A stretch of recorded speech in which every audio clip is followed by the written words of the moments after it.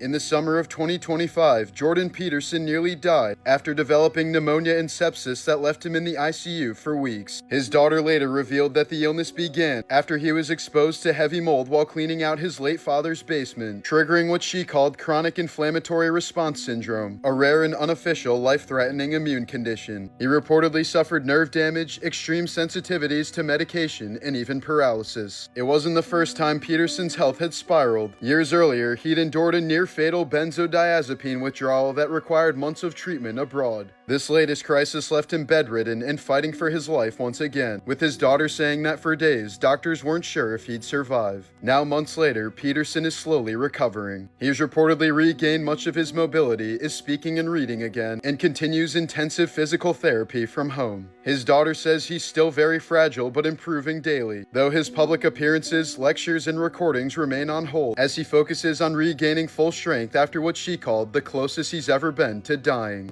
In 2010, 7-year-old Ayanna Stanley Jones was sleeping on her grandmother's couch in Detroit when a police raid quickly turned deadly. Officers were filming for the A&E show The First 48 as they stormed the home in search of a murder suspect, tossing in a flash grenade before bursting through the door. Within seconds, a bullet fired by Officer Joseph Weekly struck Ayanna in the head, killing her instantly. The officer claimed the gun discharged accidentally after a struggle, but witnesses said he just fired blindly into the darkened home. No one was ever convicted for her death. Ayanna would have turned 25 this year, a haunting reminder of how a child's life was tragically cut short in a moment meant for TV. In the early 1980s, South Korean photographer Lee Dong-sik was convicted of murdering a woman just so he could photograph her dying. Reports from a Korean newspaper say he met the victim, gave her a drink laced with potassium cyanide, and took more than 20 photographs as she slowly died in agony. During questioning, he claimed he wanted to capture the moment of death as part of his art. He was soon arrested, charged with her murder, and executed 4 years later. Michael J. Fox was at the peak of his career when his life quietly turned into a tragedy. While filming Doc Hollywood at just 29 years old, he was diagnosed with early-onset Parkinson's disease, something doctors typically only see in elderly patients. He was so young that he thought the diagnosis had to be a mistake, but when specialists confirmed it, he went home, stared at the wall, and quickly fell into a deep depression, drinking heavily and hiding the truth from everyone for years, even his castmates. As the disease slowly destroyed his body, the world had no idea that while he was smiling and cracking jokes on the sitcom Spin City, his hand was shaking uncontrollably off camera. Directors had to constantly hide his symptoms by forcing him to sit during scenes or hold props with both hands. But Parkinson's didn't just steal his movement, it came with the threat of dementia, hallucination, and total loss of independence, a slow countdown he could do nothing to stop. Fox has since shattered bones from violent falls, undergone risky spinal surgery, and admitted that every day he wakes up with less control than the day before. The once energetic Back to the Future star has spent over 30 years watching himself fade in slow motion, and he said the moment he was diagnosed, "I felt my future get sucked out of the room." But instead of giving up, Michael turned his pain into purpose, founding the Michael J. Fox Foundation, which has now raised over $2 billion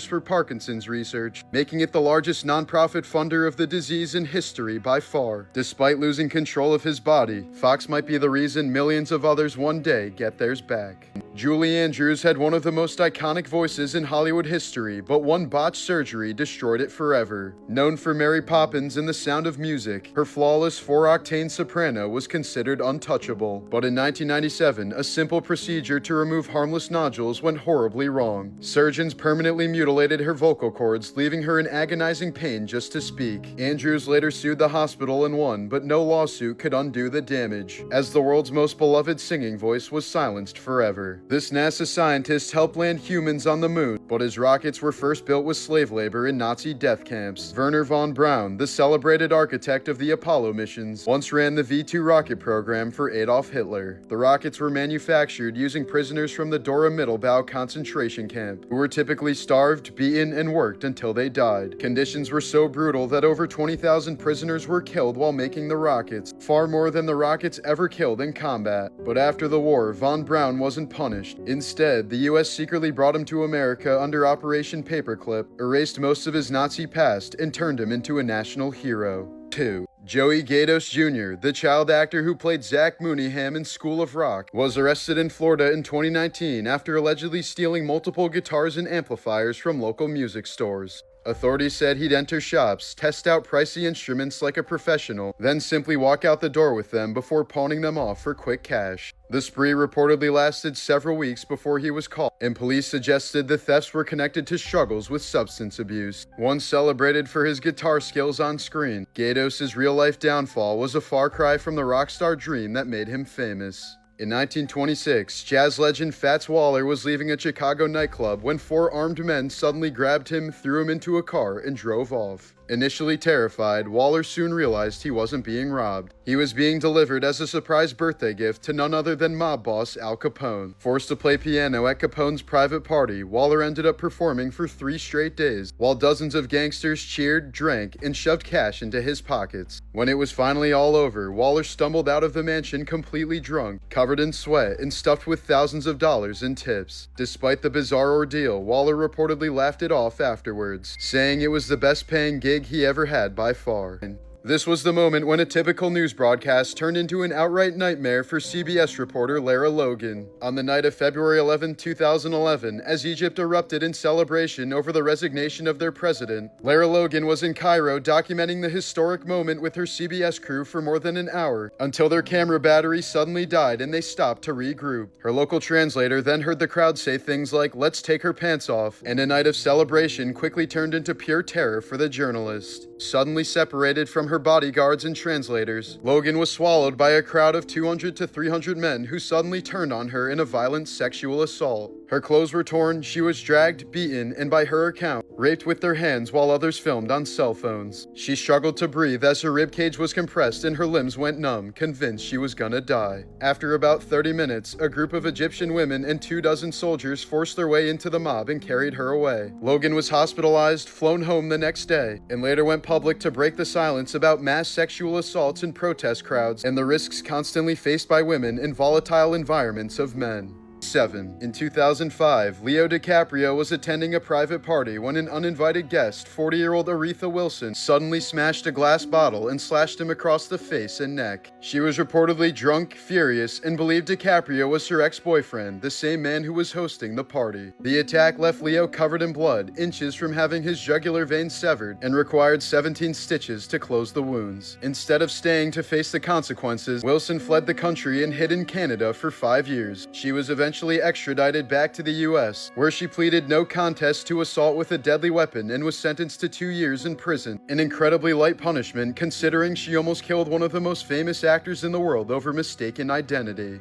Robert Lawrence Jr. made history in 1967 as America's first black astronaut, and he did it with unmatched skill. He held a PhD, was one of the Air Force's top test pilots, and was on track to become the first black man in space. At his first press conference, a reporter tried to joke by asking if he'd have to sit in the back of the spacecraft, and Lawrence shut it down with, "We're all officers, we all sit in the front." But less than a year later, his life was cut short during a high-speed training mission when another pilot misjudged a maneuver. Lawrence ejected, but his parachute failed to deploy properly, and he slammed into the ground, dying instantly at just 32 years old. The program was canceled soon after, and Robert Lawrence Jr.'s name was nearly lost to history.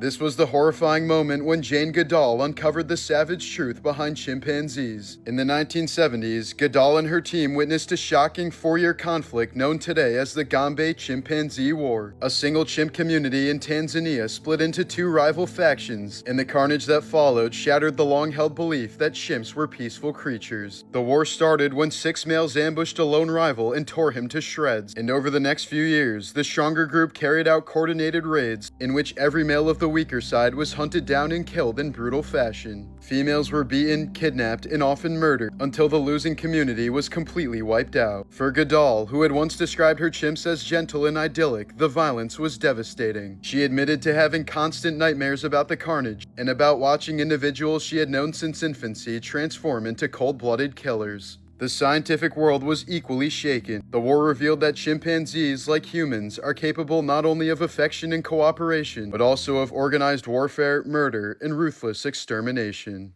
A shocking medical scandal is unfolding in Austria, where a neurosurgeon is facing criminal charges for allegedly letting her 12-year-old daughter drill a hole into a patient's skull during emergency brain surgery. The unconscious patient had suffered traumatic head injuries and needed a burr hole to relieve pressure, yet prosecutors say the surgeon handed the drill to her daughter and let her perform the procedure herself, despite the child having zero medical training. The girl never should have been inside the operating room in the first place, as strict hospital protocol forbids minors or unauthorized personnel from being present during sterile surgeries, let alone touching the equipment, let alone drilling into patients' skulls. The patient was never informed a child would be involved, and only discovered the truth months later after an anonymous tip led to an investigation. The hospital immediately fired the surgeons involved, and the lead doctor is now on trial for causing bodily harm and abusing her position. Although the patient survived, he reportedly still suffers long-term effects, and the court called the doctor's decision a catastrophic breach of trust and professionalism.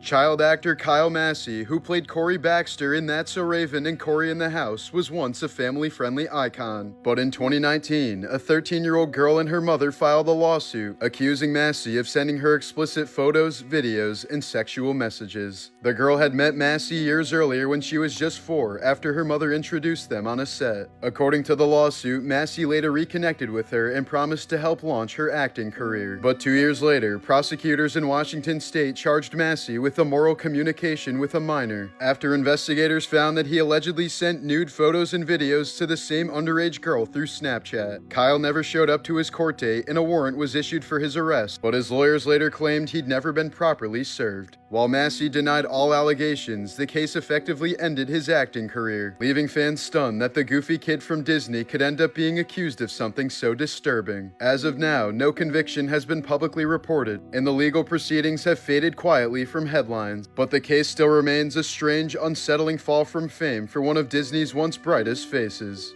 This was the moment Diana Lovejoy collapsed in court after being found guilty of plotting to kill her ex-husband, Greg Mulvihill. Locked in a bitter custody battle over their young son, Lovejoy feared losing her boy and conspired with her firearms instructor Weldon McDavid Jr. to eliminate Mulvihill. In 2016, she lured her ex-husband to a remote dirt road where McDavid ambushed him with a rifle. Shot in the torso, Mulvihill survived by playing dead and calling 911. Investigators traced the attack back to Lovejoy and McDavid, and both were convicted. She received 26 years to life, while he was sentenced to 50 years. Doctors across the world have documented shocking cases of patients arriving in the ER with objects lodged deep inside their bodies. But one of the strangest in history involved a 5-pound dumbbell. The patient arrived in agonizing pain but refused to explain how it got there, forcing surgeons to perform a delicate operation to extract it. Britain's most prolific executioner, Albert Pierrepoint, spent 25 years hanging up to 600 criminals, but it was only his side hustle. By day, he ran a pub where locals drank with him, knowing full well he was also the hangman. In 1950, one of his own regulars, a man he nicknamed Tish, was convicted of murder and sentenced to death, and it was Pierrepoint himself who placed the noose around his neck and carried out the execution. In one of the dumbest crimes in history, an Arizona man who worked for UPS stole a diamond worth $160,000, then traded it for some weed. Instead of selling it or hiding it, he handed the massive gemstone to his dealer for a $20 bag of marijuana. The dealer, shocked by how valuable it looked, brought it to a jewelry store to get it appraised, and the person behind the counter instantly recognized it as stolen. Police were called, and within days, both the thief and the dealer were arrested. In the end, the man didn't just waste a life-changing fortune, he basically turned himself in for the price of a dub. On the other hand, in 1968 Japan, a man pulled off one of the most brilliant heists in history without the use of a single weapon. Disguised as a motorcycle cop, he pulled over a bank vehicle carrying over $10 million in cash and claimed it was rigged to explode. To make it believable, he lit a flare underneath the car and yelled for the employees to run. They bolted in fear as he calmly got in, drove off with all the cash, and vanished. Despite the largest manhunt Japan had ever seen, interviewing over 100,000 people, neither the thief nor the money has ever been found.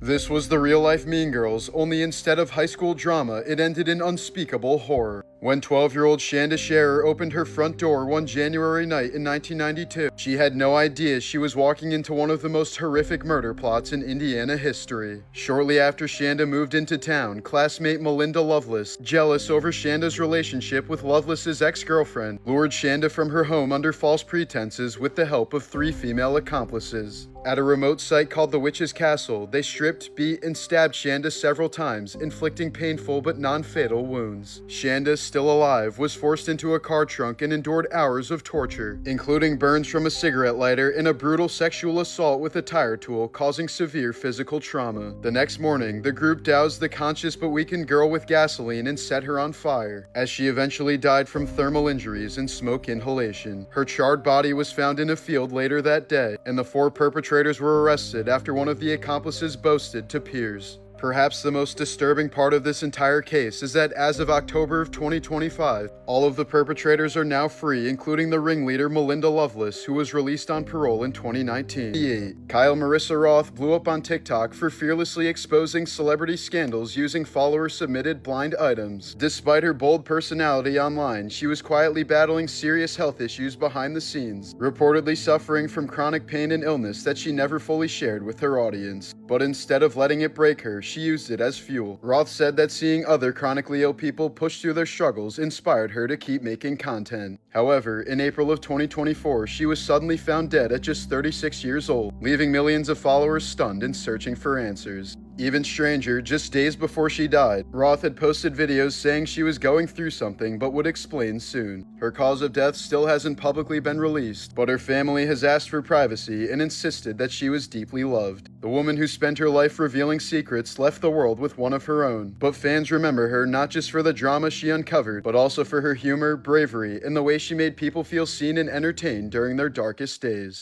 There's a long-running fan theory that Kevin McAllister from Home Alone grows up to become Jigsaw from Saw. The connection starts with Kevin's childhood obsession with elaborate traps, rigging blowtorches, swinging paint cans, and setting up nail-piercing steps as the early versions of Jigsaw's sadistic games. Both characters share the same piercing blue eyes and light hair, a calm, calculating demeanor, and a tendency to taunt or psychologically torment their victims. Kevin also grows up in the Midwest, while John Kramer's backstory places him in a similar American setting. Fans point out that Kevin shows no real remorse for the pain he inflicts. He laughs as the wet bandits are electrocuted, burned, and brutalized, and that his creativity seems to flourish under isolation and neglect, a psychological connection to Jigsaw's warped sense of justice. Even the iconic tricycle in Saw has been compared to Kevin's love for riding around on bikes in the Home Alone films. In this theory, the wet bandits weren't just burglars, they were Kevin's first test subjects. In September of 2013, 26-year-old Tiffany Witten walked into a Walmart in Marietta, Georgia, and was never seen again. Around 2 a.m., she was caught shoplifting and confronted by store security. Panicked, Tiffany kicked off her shoes and bolted out of the store barefoot, leaving behind her phone, purse, and everything she owned. Her boyfriend who was with her stayed behind and gave conflicting stories about what had happened to her. At first, security assumed she'd return for her belongings, but she never did. Several days passed before anyone officially reported her missing. Despite mass searches, tips, and national coverage, no trace of Tiffany has ever been found. On September 25, 1980, Led Zeppelin drummer John Bonham drank an estimated 40 shots of vodka in less than 24 hours. He passed out at Jimmy Page's house where he was put to bed but never woke up. The next morning, Bonham was found dead at just 32 years old, having choked on his own vomit while unconscious from the alcohol. His death forced Led Zeppelin to permanently disband, cementing his legacy as one of rock's most tragic losses. In the summer of 1962, Old Yeller author Fred Gibson's family was suddenly struck by tragedy. His son Mike discovered their dog chained up in a shed and brutally clubbed to death, a sight so devastating that he took his own life just a few days later. Not long after, Gibson's marriage also fell apart, while the dog's killer was never identified. While on his way to Toronto to film the second season of Gen V in March of 2024, actor Chance Perdomo tragically died in a single-vehicle motorcycle crash at just 27 years old. Authorities confirmed no other vehicles were involved, but never released the exact location, cause of the crash, weather condition, or road details, leaving the true circumstances unknown. Because he died alone, there were no public witnesses and no full incident report, sparking endless speculation among fans. Eerily, just days before the accident, he posted a photo of his motorcycle on Instagram with the ominous caption, "The final calm before the storm." His death impacted Gen V so heavily that production was postponed, and instead of recasting his character, the writers rewrote the entire season around his absence, a rare move that shows just how important and irreplaceable he was as an actor. In 1996, a stray mother cat in New York City became famous for performing one of the most heroic acts in animal rescue history. When the abandoned garage she and her newborn kittens were living in caught fire, she ran through the flames 5 separate times, carrying each kitten out one by one. By the time she saved the last one, her eyes were blistered shut, her ears and paws were burned, and her fur was scorched. But she touched each kitten with her nose to make sure they were all alive before collapsing unconscious. Nicknamed Scarlet, she later recovered at a veterinary hospital and was reunited with her kittens, all of whom survived. The story went viral worldwide, and the mother cat and all 5 of her babies were eventually adopted into loving homes. David Parker Ray wasn't just a serial killer. He did things to women so horrific that the FBI agents who investigated him needed therapy. In Elephant Butte, New Mexico, he constructed a custom soundproof trailer he called the Toy Box, filled with whips, chains, saws, medical equipment, video cameras, and even a mechanical torture device he built himself. When victims woke up strapped to a gynecologist table, he played a 20-minute audio tape calmly explaining how he was going to rape, torture, and break them over the next several days. Hello there, bitch. Are you comfortable right now? I doubt it. Wrists and ankles chained, gagged, probably blindfolded. You are disoriented and scared too, I would imagine. Perfectly normal under the circumstances. Now, you are obviously here against your will. Totally helpless. Don't know where you're at. Don't know what's going to happen to you. You're very scared or very pissed off. I'm sure that you've already tried to get your wrists and ankles loose. No, you can't. Now you're just waiting to see what's gonna happen next. You probably think you're gonna be raped, and you're f***ing sure right about that.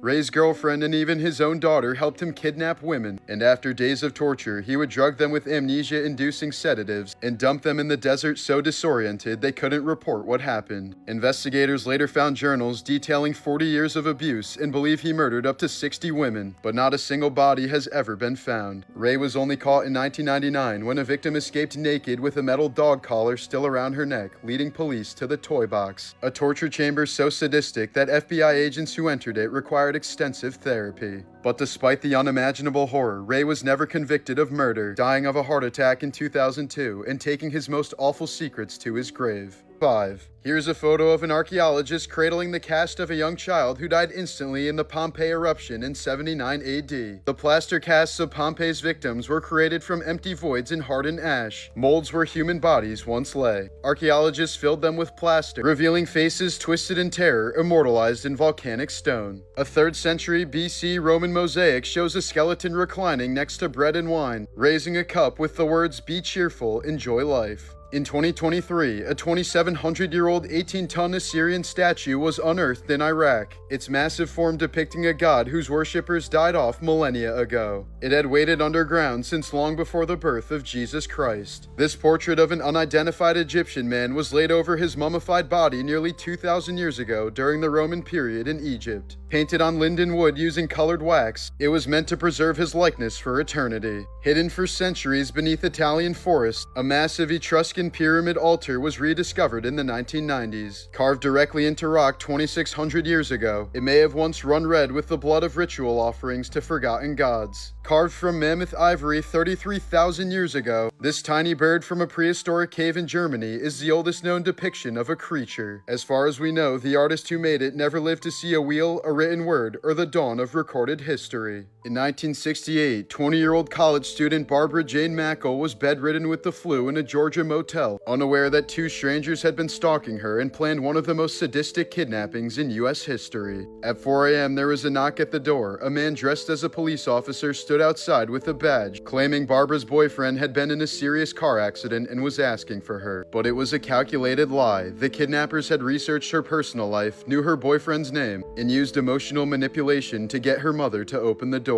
The second they stepped inside, the disguise dropped. The man pulled a gun. His female accomplice used chloroform on her mother, and Barbara was tackled to the ground. As they tied her up and dragged her away, they said that if she screamed or fought back, they would kill her boyfriend. Sick, terrified, and believing her silence was the only way to protect him, Barbara didn't resist as they shoved her into a car and drove deep into the woods. There, the kidnappers revealed something even more twisted. They had built a custom coffin for Barbara, just 6 feet long, 2 feet wide, and 3 feet high, equipped with a dim light, a fan, and water laced with sedatives to keep her weak and compliant. Before sealing the lid, they snapped a Polaroid of her trapped inside, holding a sign that said kidnapped, then buried her alive under the dirt. Alone with the flu and total darkness, Barbara could barely move as the fan buzzed weakly. Insects crawled across her skin, and she prayed that the air wouldn't run out. The kidnappers then contacted her father, Robert F. Mackle, a millionaire real estate tycoon, and demanded $500,000 in cash, one of the largest ransom demands in U.S. history. Despite FBI warnings, her father personally paid the ransom, driving the money himself while federal agents hid in his trunk. But after they took the cash, the kidnappers ran off without revealing where she was buried, leaving the FBI racing to locate a hidden grave in miles of forest while Barbara was slowly suffocating underground. For 83 agonizing hours, she lay buried alive, hallucinating from fear and sedatives. At one point, rainwater began leaking into the coffin and she was prepared to drown. When the FBI finally captured the kidnapper and forced him to talk, agents dug frantically through the dirt until they heard faint knocking from below. They ripped the lid open, and a trembling, dirt-covered Barbara whispered, "You're the most beautiful sight I've ever seen." Her kidnapper, Gary Christ, was sentenced to life but paroled after just 10 years, became a doctor, and was later arrested again for smuggling drugs. They thought she was just a sweet, innocent grandma, but behind her front door was pure horror. In the 1980s, California woman Dorothea Puente used her Sacramento boarding house as a hunting ground for the vulnerable. She took in the elderly, the homeless, alcoholics, and people with mental illness, those with monthly government checks and no family to worry about them. Once they trusted her, she allegedly drugged them with heavy sedatives, suffocated them in their sleep, and buried them in her backyard like garbage. Tenants began mysteriously disappearing, but Puente kept cashing their social security payments and forging signatures as if they were still alive. Neighbors complained of a foul stench and constant digging in her yard, but police believed her every time she claimed the tenants had simply moved out. In 1988, police finally searched her property and dug up body after body, unearthing 7 decomposing corpses hidden in shallow graves. Even then, Puente was so calm and grandmotherly that officers let her step outside to get coffee, and she fled the state. After a nationwide manhunt, she was caught and eventually linked to at least 9 murders, though many believe the real number was far higher. In January of 2015, a walker passing through Squirrelwood Scout Camp near Doncaster, England, stumbled upon a sight so grimly bizarre that it made national headlines. Wedged headfirst in a rabbit hole was the body of 50-year-old Stephen Winfrey, a local hunter who had gone missing the day before after taking his dog out to catch rabbits. Investigators pieced together that Winfrey likely tried to reach into the burrow to grab his prey, when his torso became trapped at an angle so tight he couldn't breathe or pull himself free. He eventually suffocated in the confined space, his legs still sticking out of the earth as if frozen mid-stride. When rescuers found him, his body was so firmly wedged that it took hours to dislodge, and soil had compacted around his face like a coffin of dirt. His loyal dog was found alive tied to a nearby tree but was trembling and dehydrated, having watched helplessly as its owner got stuck and slowly ran out of air. The coroner ruled his horrifying death an accidental asphyxiation.